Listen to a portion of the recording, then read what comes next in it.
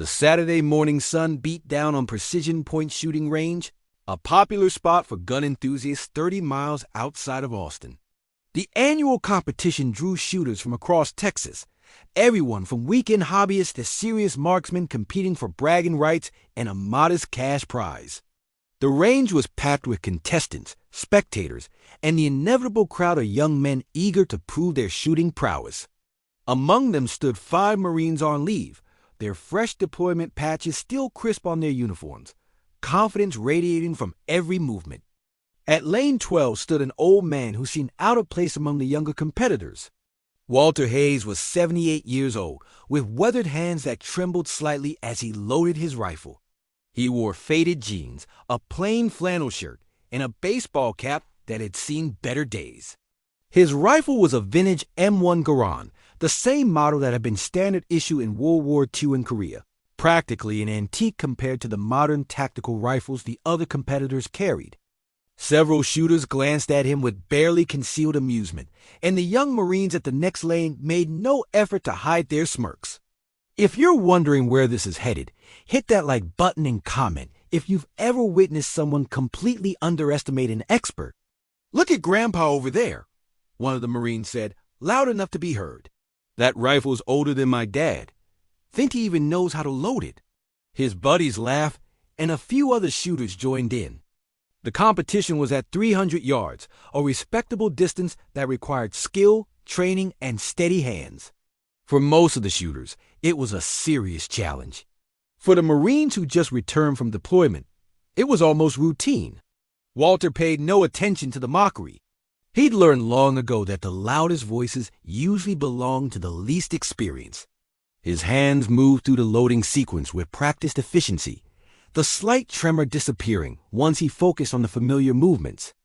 The range officer called the shooters to ready positions.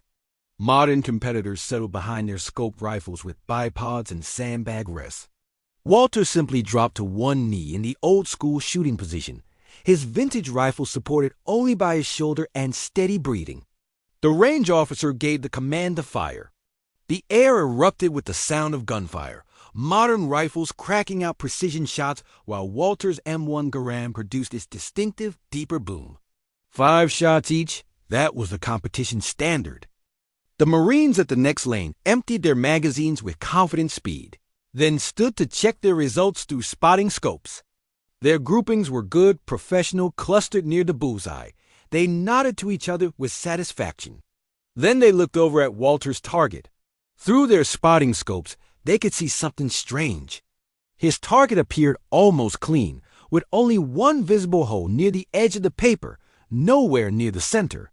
The Marines exchanged glances and started laughing. "Old-timer couldn't hit the broadside of a barn," one said. "Maybe he should try shooting with his glasses on." The mockery spread through the nearby lanes, shooters shaking their heads at the old man who'd apparently embarrassed himself with his antique rifle. Walter said nothing. He simply stood, cleared his rifle, and waited calmly while the range officer walked down to inspect all the targets. The officer reached the Marines' lane first, examining their targets and nodding approvingly at the tight groupings. Then he moved to Walter's lane, and his expression changed immediately. He stopped, stared at the target, then walked behind it. What he saw there made him freeze completely. Now, before we see what shocked him, if this story has you captivated, please subscribe and turn on notifications. These moments of unexpected mastery deserve to be witnessed and shared. The range officer's voice came over the loudspeaker, cutting through the conversation and laughter. "Range is cold. All shooters hold position. I need everyone's attention at lane 12. The tone in his voice made everyone stop and look. He was holding Walter's target up, showing the single hole visible on the paper. "This shooter appears to have only one hole in his target. But I need the scoring judges to come verify what I'm seeing behind this target." 3 judges walked down range, their curiosity evident. The range officer turned the target around, and all 3 judges' jaws dropped simultaneously. Behind Walter's target, mounted on the wooden frame, was a metal plate used for pistol competitions. And clustered in the dead center of that metal plate, hidden perfectly behind Walter's paper target, were 4 impact marks so close together they almost formed a single hole.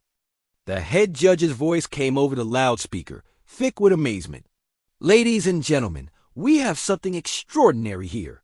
Shooter at lane 12 placed one round through the paper target as a marker.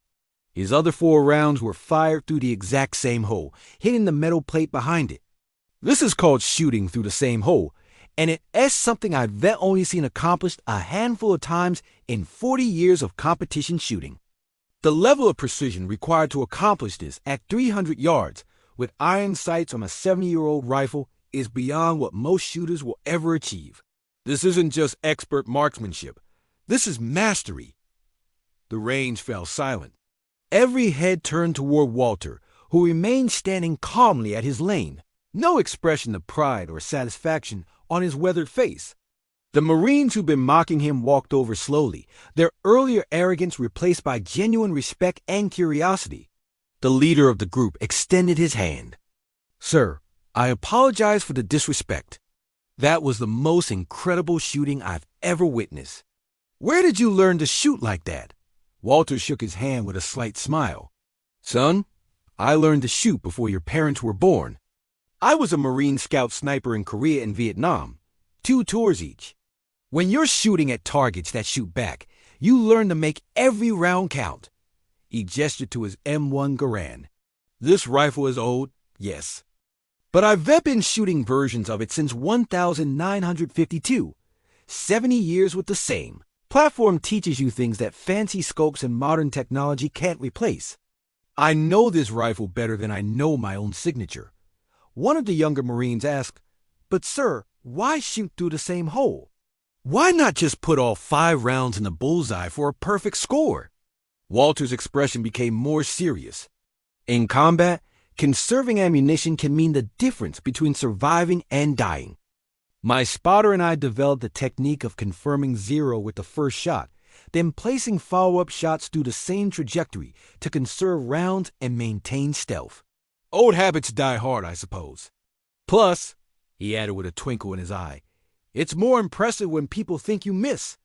The competition judges deliberated briefly before announcing Walter as the winner, his demonstration of precision shooting surpassing all the conventional perfect scores.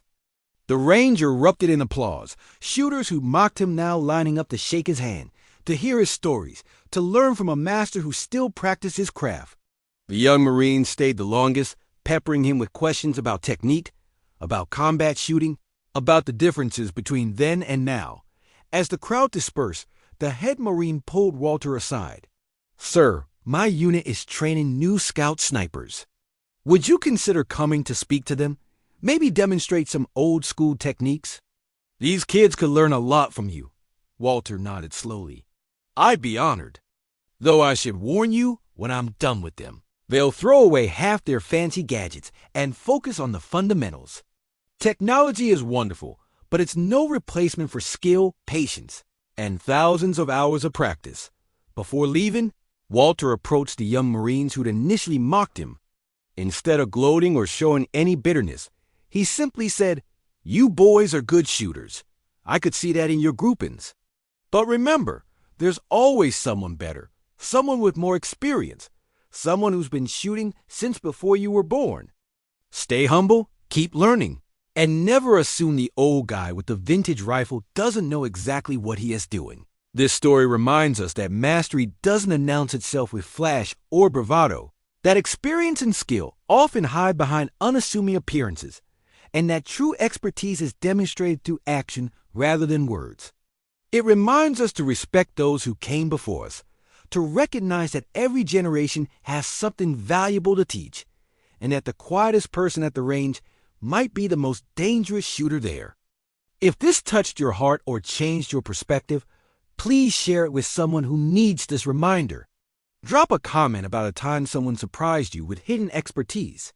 Let's honor our veterans and masters who continue to demonstrate excellence long after others would have quit. Thank you for watching, and remember, never judge capability by age, appearance, or equipment.